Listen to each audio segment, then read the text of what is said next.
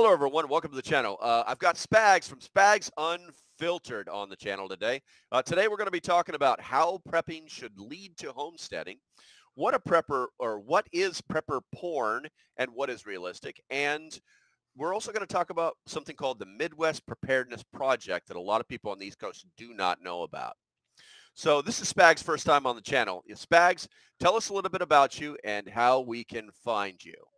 What's going on, everybody? I go by Spags. It's a shortened down version of my last name I got while I was in the Army. I've been in the prepper space for, probably 25 years at this point. I've had many different shows or expos or festivals that I've been a part of putting on. And now I have a YouTube/Rumble presence for as long as I have it until I get bored with it. Because, well, I do get prepper burnout pretty fast. Okay. That's it. That's it. That's all that makes up Spags. Well, there's a lot, but I mean, we could be here forever if you'd like. No, that's okay. I got things to do, man. I know, right? All right. Well, then let's get right into it. So, as we talked before, it's how in your mind, when we talked before, how in your mind should prepping lead to homesteading? I think you have to ask the honest question in the prepper sphere of what does it mean to live in a world without resupply? If our worst fears are imagined, the absolute worst fears, worst case scenarios, Godzilla stomping through Tokyo, aliens unleashing weird viruses, whatever, then you have to accept that Walmart and Walgreens and Target aren't going to be there anymore. And so you can only stack so much stuff. Your basement is only so big. You can only put so many sheds on your property and stack it full of stuff, and then hope the mice don't get to it or the humidity doesn't get to it. So you have to be able to grow some of your own stuff and produce some of your own systems of water collection and food production and protein harvesting and fat harvesting. And you have to do all of that. So I'm a big guy who believes in prepping, but I'm also a guy that believes you have to transition past the stacking beans, bullets, and bullion into something a little more sustainable and renewable. Cool. Yeah. I'm in the process of rewriting my my leadership class that I'll be teaching during the prep stock this year. Okay. In Tennessee. And that was actually something that, I was talking about. It's kind of related, but it's not. So you have, I don't know if you're familiar with something called game theory. And game theory is actually pretty simple. You have finite players and you have infinite players. And the finite players are, they play based off of like set rules, You have known players, you know the rules, and there's an end. Somebody's going to win or lose. But with the infinite player or the infinite gamer, there's lots of unknowns, and the goal is just to keep the game going. And a lot of preppers, unfortunately, prep on the what some people call the Western prepping philosophy. Mm-hmm. And that is to stack cans and just have as much as you can possibly have. And then the problem is that when you run out of it, the game's over. Right. Or the game completely changes. And what does that mean for failure? What does that mean for, is it life and death? Do you have to go find a mag? I mean, do you got to go like become somebody's dirt digger slave, Mm-hmm. in that movie apocalyptic type theme, Right. But I'm a firm believer that most preppers will develop into homesteaders to an extent. Yeah. At the minimum, they should have like 3 or 4 chickens. They should have Mm-hmm. a small garden that they can do stuff with. And then what they normally find out is that it just kind of explodes. It kind of gets bigger. Right. I mean, you're in the game when you've got pigs, Yes. because that Yes. is work. That is work. Oh, dude, you're not wrong. Out on the main homestead that my best friend has, which I guess you would technically consider our bug out location, right? It's my best friend's house. He has acreage. It's a farm. Yeah. And we all put in work there. Everybody within our little group puts in work there. But yeah, we have pigs and we've done cows and everything else. And you are not wrong. Pigs are a different thing. And I think at this point I've slaughtered 20 some pigs at this point over the last decade or so. But my goodness, there has never been an animal I've ever met that was that smart and that strong and that stubborn at the same Yeah. time.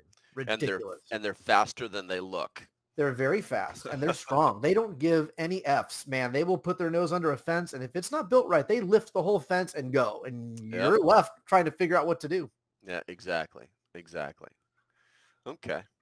Well, that was an easy question. Let's go after a hard question. Oh, he's got to take a drink. Yeah, ready for the hard question. So, what is and what isn't, prepper porn? What's realistic and what do you believe? Because what do people believe because like they watch too many episodes of The Walking Dead or something? Right. I don't personally believe we will ever end up in the Book of Eli. Even though, in my opinion, it's one of the best prepper movies ever made. It's one of my absolute favorites. I love that movie. I love The Road. For about 4.5 seasons, I liked The Walking Dead until I realized Rick Grimes should have died off already. And he was just somehow bad decisions kept people alive. I don't know. But, I mean, all that stuff's fun.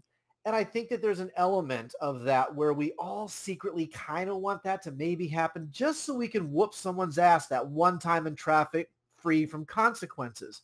But most people have never thought through it. Most people who prep have never been outside the first world.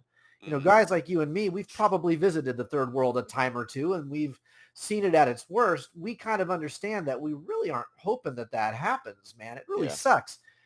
So the prepper porn to me is these lavish fantasies that some of these guys have while being 300 pounds and never once testing a piece of their gear. To me, that's what prepper porn is. It's the fantasy of being the God mode guy because there's no more rule of law, but at the same point, you can't even walk to the fridge without getting winded. Yeah. Yeah. The, on the gear side, I actually started like doing more hardcore YouTube type stuff. When I was watching, it's like a lot of preppers start off just by watching YouTube. They start seeing things, get ideas, and then they start to believe in certain things. Right. And the one day I knew that someone was full of crap was pretty simple. I was watching this guy, and he held up basically like, your standard 500 Cordura semi-military assault type pack, and you and I know what an assault pack is. Most people don't know. It's basically a little 20, 30 liter pack. It's nothing. But he's holding this up, and it's just like stuffed. It looks like it's filled full of pillows, right? And he says, "Son, we're going to go over everything that's in my bug out bag." And I'm like, okay, good to go, right? And then he starts, and then he never shows you the bag again. And he just starts bringing things in front of the camera, saying, "This is in my bug out bag, and this is in my." And then I noticed he had it was like a little plastic lantern. It was about this big, and it was like, okay, that runs decent. Okay. And then he starts these other objects, and I'm like, I'm waiting for him to bust out like the portable heater and say that it's in his bag. Right. It was that moment I knew this guy was absolutely full of crap. Yep. 100%, 100%, man. And those are the guys that, unfortunately, those are a lot of your ex-military guys. They're the PX Rangers, right? They did their 6 and 2. They're done. They never really got any salt under their fingernails, but they bought everything at the PX or the BX, wherever they were stationed. They have all the Gucci gear for their AR-15. They spent $4,000 on their AR-15, by the way, mind you. That's where they dumped all their money. Yeah. But they have no heirloom seeds. They have no water purification. They have nothing for their medical conditions that they know they have. Yeah. Look, I was that guy too. We all cut our teeth back in the day thinking we had to carry everything. And my bug out bag was like 90 pounds because that's what my rucksack in the Army was 90 pounds. And then I started thinking after years of bug out camping, like, this is why we have a VA. This is unsustainable. This doesn't work. Yeah.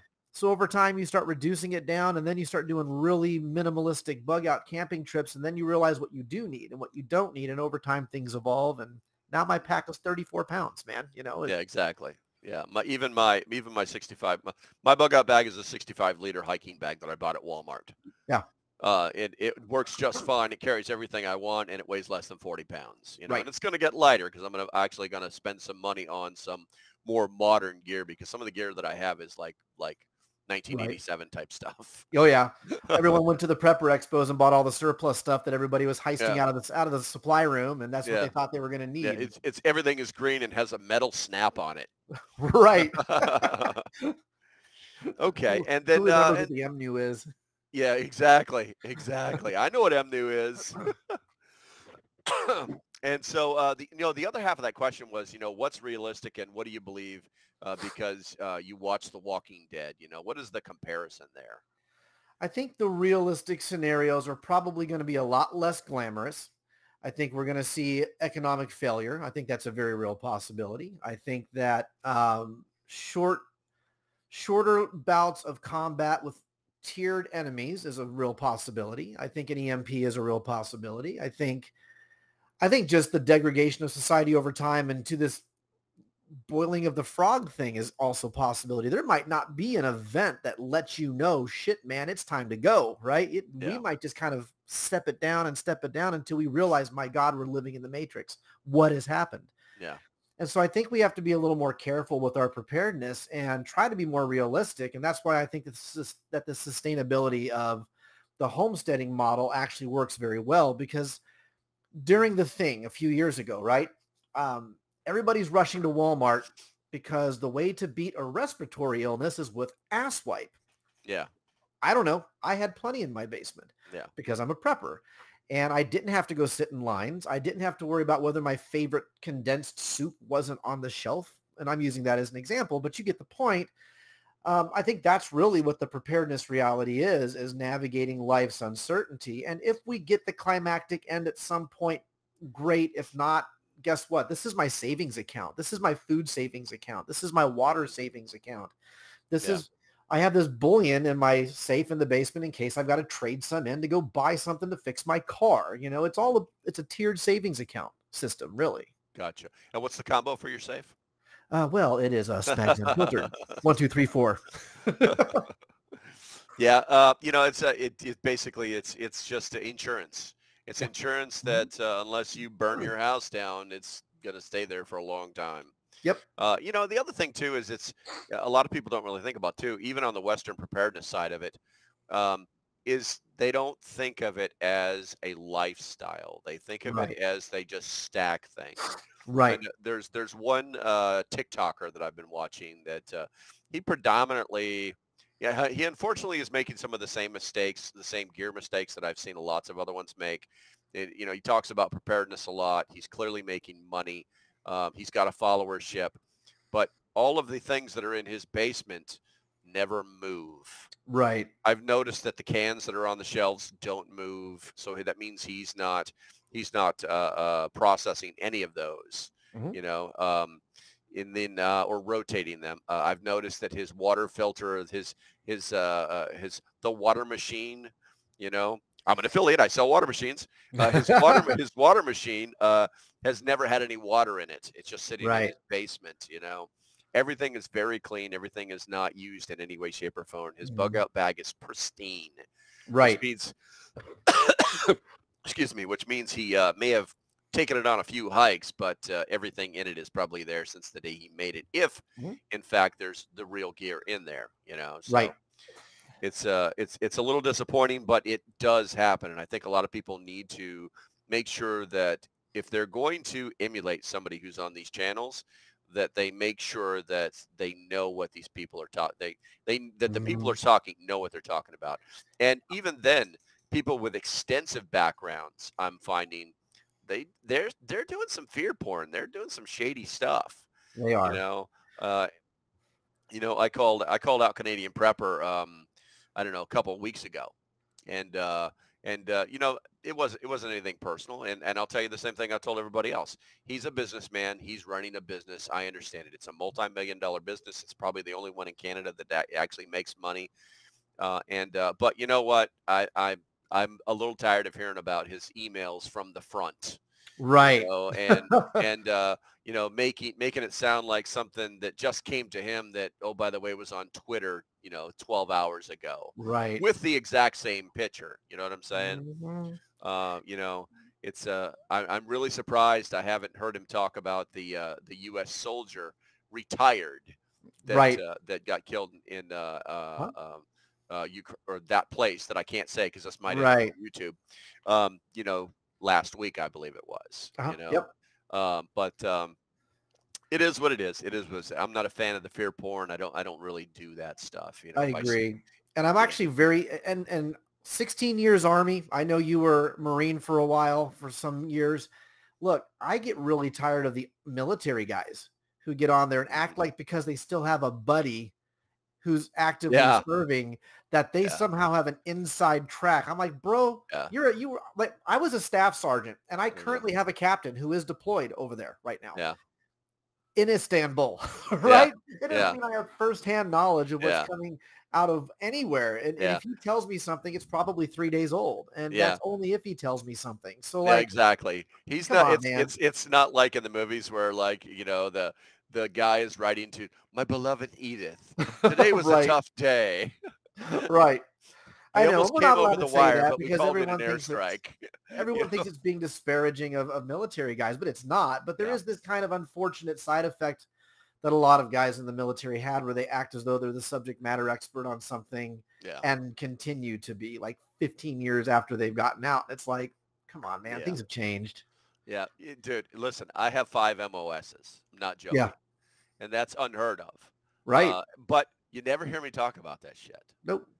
I either Nope. know you're full of crap or you're not. And Right. that's it. And that's it. Yep. My personal favorite is I was in special forces. Right. It's like, yeah, get in line, dude. The pipeline is small, but it's not that small. You're not that unique. You Right. know what I'm Right. saying? No, or yeah, any of that stuff. Like, bro, come on. Yeah. I'm looking at you now. I know some guys from the teams. As a military police officer, we had to escort Teamsters in and out of fobs and stuff like that. Yeah. Obviously, I mean, I met some of them. I got on a first name basis with some of them, Hmm. but it doesn't mean I know guys in special forces, and it doesn't Yeah. mean I was. I don't Yeah. pretend to tab out and Yeah. I, do I, I all was that. in, I stuck my toe in the water during buds, so I know things. Right, right. You Or know? I was a sniper in EOD, which practically makes me a Navy SEAL. Like, bro, you Yeah. shot ordnance from 100 yards out. Come on. Yeah. It's pretty funny.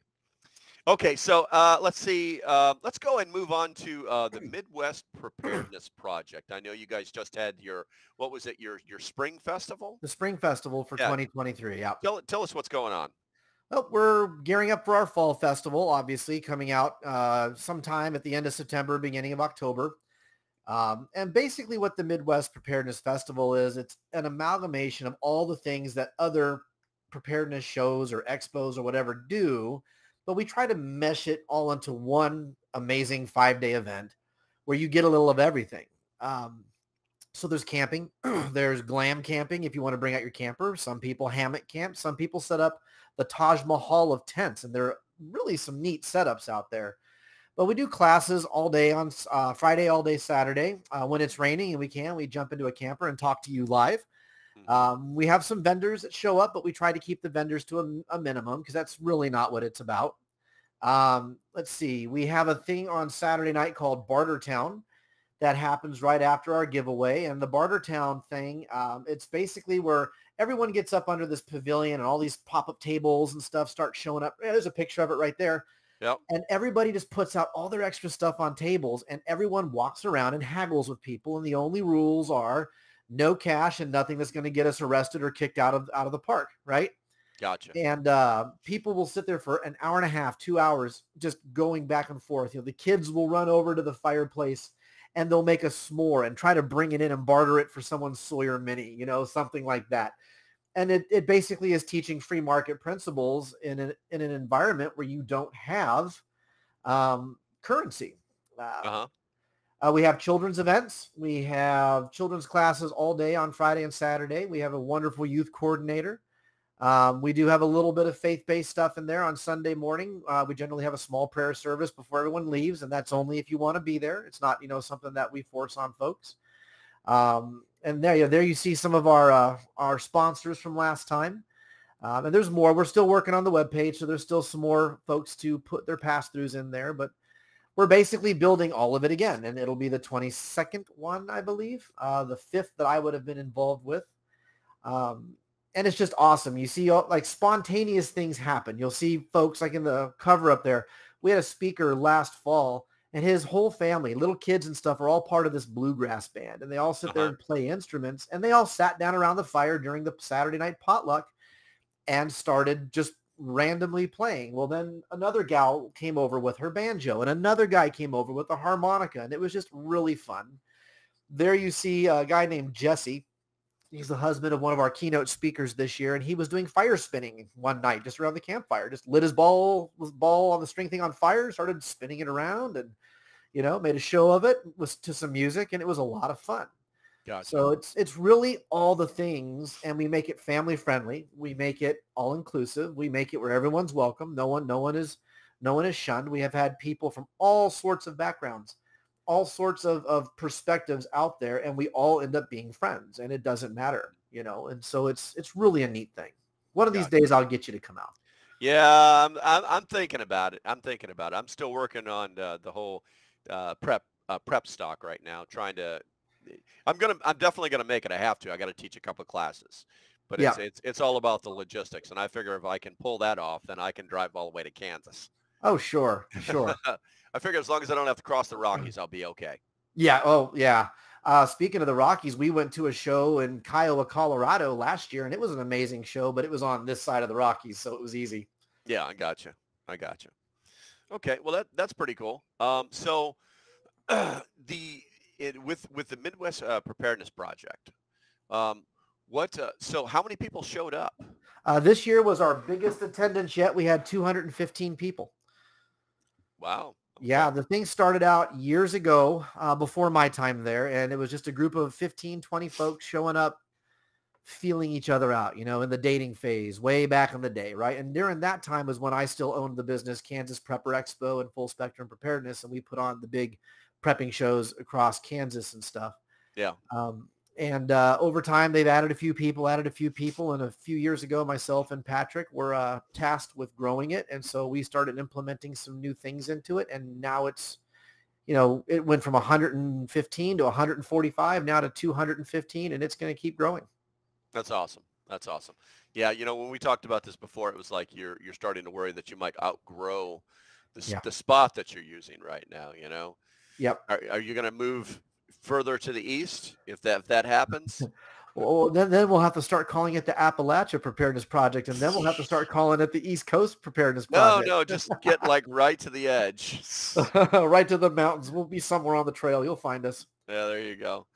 Okay. Well, I tell you what, what else would you like to talk about? Something we haven't covered yet.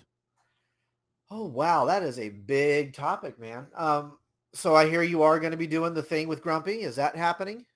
Oh yeah, definitely. That's going to be June 14th. Yep.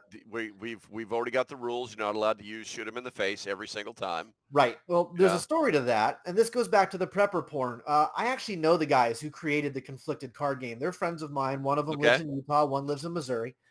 The one who lives in Missouri actually is part of Practical Survival. Him and Southern Prepper from YouTube are business partners, and they have that little Amazon business thing.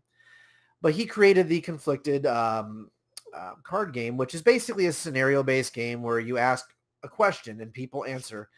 And it's how, like you were saying earlier, how you kind of find the guys who are full of crap when every answer they give is, oh, shoot him in the face. The card will read, you've been bugged out for 7 months. Supplies are low. Half of your group has died from starvation or being frozen. And one child shows up to your gate, obviously starving. What do you do? And go. And that's the kind of questions, and I kind of simplified it down a bit, but the question is designed to make you think, is this a plant? Is another group trying to come in and test your weaknesses? And I'm like, first off, who are you that you would even worry about such a stupid thing, prepper porn? And you get all these guys, all these weird dudes who are like, I'd shoot that kid in the face. I'd turn him away. There's no way I'd give him a piece of my corn. And I'm like, most of you guys claim to be Christians for the first place, and that's your answer to everything? Come on. So that's what it's going to be, and it's amazing. It's a great game. I actually have a card featured in the 5th deck. Oh, okay. I do. Yeah, there's a Bobby Spags card in deck 5. I think it's the Desolation deck. And it was a card I specifically designed to have the wrong question, just to see how people would talk about it. And it became pretty controversial. I guess. See, so I need to ask which deck he's using. Yeah, I don't know what deck he's using. I gave him a deck 5 3 campouts ago. I had a whole bunch of the decks still from when I had the expo, because they used to send me decks to give out to people. So But yeah, that's going to be fun. So I think you'll have a good time on that. I think you'll be a good guest for that. I'm excited. Yeah. Well, you're going to be on there too, right? I believe I am going to be on there. Okay. You, me, I think Eric from Porterhouse and Teal will be there. And I think Tag from Life Done Free will be there. Gotcha. Okay. Okay. Well, I think we covered everything. It's a great conversation, and I think we talked about things that a lot of preppers kind of think about, but some don't. You know, I hope you had a good time, and Yeah. you definitely have an invite anytime. Before we go, make sure you tell all the viewers where they can find you. They can find me on YouTube and Rumble. I'm on MeWe, and I'm on Freesteading as Spags Unfiltered. And you can go to www.midwestpreparednessproject.com. That's the website that was just up. You can sign up there and be part. We have a little blog on there, and we have some, you can comment back and forth in little groups and stuff. And we're going to try to basically build a small little community on there that continues to grow. Nice. And one of the things that I also do when I have somebody on is I'll actually put like the things that they talk about. I'll make sure that I put a link in there for your YouTube page, and I'll also put a link in there for the Midwest Preparedness Project. I appreciate that way that. they can actually go find those things. I mean, it's the least I can do for you spending your time here. And to our viewers, if you got this far, don't forget to like and subscribe. It can only help the channel out. Let's see here. I think that's going to be about it. If you like and subscribe, you'll get notified if YouTube decides to let you. And as usual, stay safe. Have a great day, and I'll see you when I see you. Thanks for showing up, Bobby. Not a problem, buddy. Thanks for having me. Bye-bye.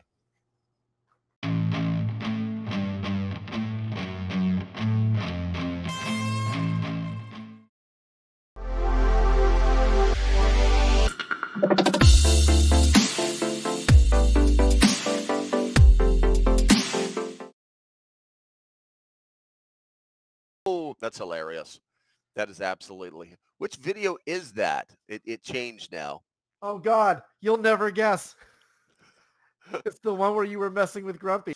All right. 3, 2, 1, go. Go. Go, go, go, go, go, go, go. Okay. And cut. Damn it. I didn't even get to use Greta. I was waiting for a moment. What about Greta? What's Greta? Yeah. And he's like, what do you think of this? And what do you think of that? And he's secretarying the hell out of this stuff, right? I was like, okay, now read it to me. And he's reading it to me. And it's like, all right, now read it to me with passion. Right. Read it to me in Morgan Freeman's voice.